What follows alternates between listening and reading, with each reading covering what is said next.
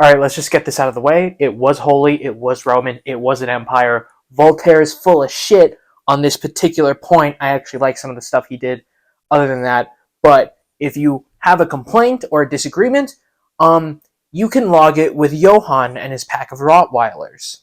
Now, if you are not new to this channel, one of the 400 who aren't, you might be thinking, Alex, where the fuck have you been?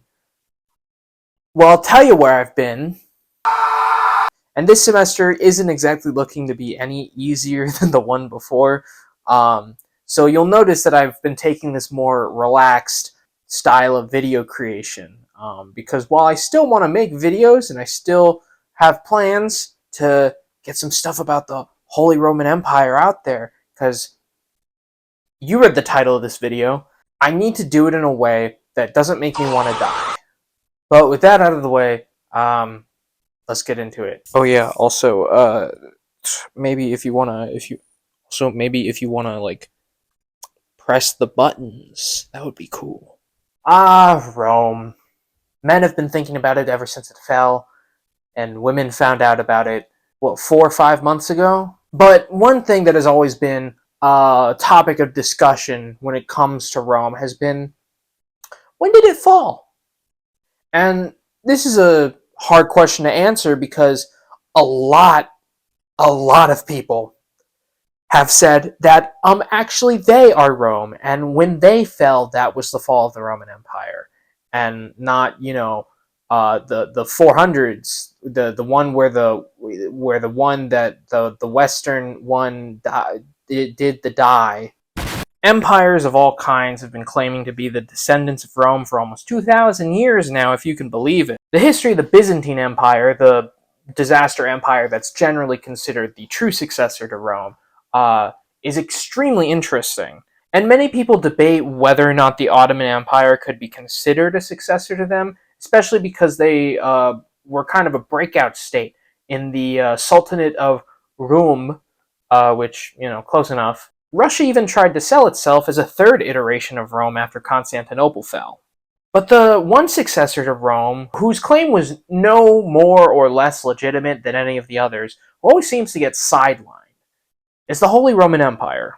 Commonly thought of as little more than a loose confederation born from border gore, the Holy Roman Empire is almost never considered a true successor to Rome by at least popular history. Even though the empire controlled a good portion of Italy and Rome itself. Granted, it did have to compete with the Byzantine Empire for the title of Roman successor, and by the time Napoleon dissolved it, it was pretty much exactly what Voltaire said it was, which, fair enough. The HRE still deserves way more credit than it gets. Not just as a Roman successor state, but as a major part of European history. Chapter 1.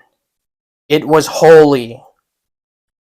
The primary thing that I think most people learn about the Holy Roman Empire is how the emperor had to be crowned by the Pope, and all the drama and politics wrapped up in that little tradition, I guess you might call it. But before the mid-11th century, the Pope had almost no power. He was little more than the Bishop of Rome and the spiritual protector of Christendom. That's an important distinction. Meaning he had no temporal power at all. The aristocratic families of Rome treated the position of the Pope like a puppet, installing and deposing whoever they wanted. The Holy Roman Emperor, not the Pope, was the Vicar of Christ during this point in time. Emperors of piety like Otto III and Henry II turned themselves into representatives of God's will rather than the Pope. The bishops were at the emperor's beck and call, not the Pope's. The church was an imperial institution. The Pope was a figurehead, if nothing else. The reason this wasn't the case by Voltaire's time is because the Pope went through his Joker arc and called it the Gregorian Reform. Are you finished? I mean, there's so much self-pity from you, Gregory. It's almost like you're making excuses for excommunicating those bishops. Not everyone, and I can tell you this, not everyone is impious. You're impious, Henry. Me? I'm impious? Oh yeah, how am I impious? Letting your clergy engage in simony, appointing your own bishops without any regard for the throne of a Saint Peter. You just are wanted vassals with no family loyalties. You're just like the pagans. You don't know the first thing about my imperial church system, pal. Look what happened because of what you did. What it led to. There are Dominicans out there. You told the lay people that the Pope is incapable of error, and you're laughing. You're laughing. You've been dragging innocent bishops who won't bow to your demands to Rome and excommunicating them for months. I know. How about another reform, Henry? I think we've had enough of your reforms. What do you get? I don't think so.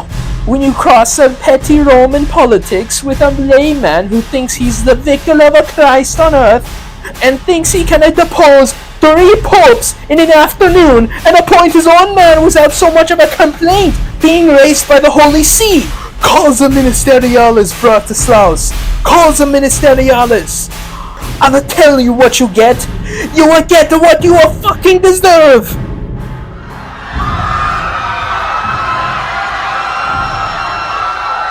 I really hope that came out well. I really hope that. Oh God, these are not soundproof walls. Good God, every holy responsibility of the emperor as vicar of Christ was eventually claimed by the Pope in the aftermath of the investiture controversy. And that's the point in time where the Pope kind of just starts excommunicating emperors whenever he likes. The Hohenstaufen tried to get some of that holy mojo back, but it never really panned out, leading to the empire losing their hold in Italy. Chapter 2. It was Roman. Kind of. Okay, so it's difficult to really define what has to happen for an empire to be Roman. And this is the point where people will generally look at the HRE and go, look, they're German, not Roman, they're just LARPing. And a good chunk of those people will look at the Byzantine Empire and think, oh yeah, that's Rome. If we're talking culture, the Byzantines are as Greek as the HRE is German, and they're both about as equally Roman as each other. This is summed up perfectly by the fact that for a second there, both the Holy Roman Emperor and the Byzantine Emperor called each other King of the Germans and King of the Greeks, respectively, to diss each other. That said, the Byzantines have the claim to fame of unbroken succession, which you have to admit is a pretty compelling argument for legitimacy, seeing as how the Hohenstaufen, starting with Frederick Barbarossa, started this propaganda campaign that the German emperors were descendants of Caesar Augustus.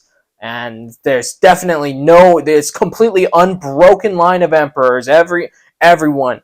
Charlemagne was part of that family, definitely. Yup. That said, the HRE maintained dominance over Italy as the de jure overlord for a long while, between the reign of Otto the Great until the fall of the Hohenstaufen dynasty. Meaning they actually held dominion over Rome.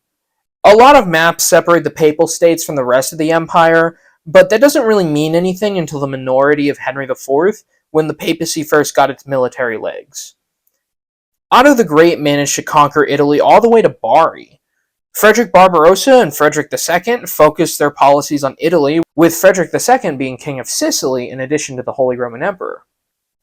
Among the courts of the empire, most diplomacy and law would be conducted and recorded in Latin. Most negotiations would happen in Latin. It wasn't just a bunch of Germans unwittingly staring at priests as they spoke gobbledygook. Latin was an actively practiced language. Meanwhile, the Byzantines conducted most of their affairs in Greek. Not saying the Byzantines aren't the more legitimate successor, just saying that their claim to that title isn't as monopolized as many think. Chapter 3. It was an empire. We can define empire the way other historical empires have been proven to be great. Not in their ability to make war, but in their ability to make peace. As that's a highly unusual state of being for most of history. The Pax Romana, for example, the Pax Britannica and the Pax America have all been attestations to the power of the Roman, Britain, and American empires, respectively. The Holy Roman Empire, at the height of its power, also exercised this capability. Under the reign of Henry III, the objectively most powerful of all the Holy Roman Emperors, declared an imperial ban on violence throughout the whole empire on a holy day, a so-called Truce of God, which spoke to his personal power as Vicar of Christ. Frederick Barbarossa, the most famous of the German emperors, managed to call not a personal peace, but an imperial peace, backed by all the princes, dukes, margraves, bishops, etc., while he left to reassert control over Italy. While less centralized, it was still a highly unusual feat for the Middle Ages to declare a peace and then have it actually be respected, especially since Barbarossa came to power right after a huge loss of authority for the emperor. Not to mention that the HRE wasn't just German. It encompassed Lombardy, Bohemia, Burgundy, which is modern-day Savoy, and Provence, Corsica, the Low Countries, most of what is today Western France, Slovenia, parts of Croatia, and Pomerania. At one point, Richard the Lionheart even pledged England as a vassal state of the empire to Henry VI. I know a lot of people have it in their heads that because the HRE was an elective monarchy instead of a hereditary one, that means it was somehow less of an empire. Because depowering the monarch with something like an elective body definitely does a number on your ability to create an empire. And we all know that uber centralization, that's what makes empires stick around. Besides, the Holy Roman Empire election was basically no different from any other type of monarchy. Most of the time, emperors would get their sons elected as children, and if a king died with no heirs, the only people up for the title are people with the same connections that would have put them up for the title if they had to solve it through violence, which they often had to do anyway. Honestly, the elections don't even matter until the fall of the Hohenstaufen and the invention of the Prince-Electors. I know this was a bit of a short video, but in conclusion, suck it, Voltaire. Your wig is whack, and I hope this video has gotten you at least somewhat interested in the history of the Holy Roman Empire. If you want to hear the whole story, I highly recommend checking out the History of the Germans podcast. I've been listening to it for just about 6 months, and I'm almost caught up, which is going to be sad because then I have to wait a week for every episode. But it's really good.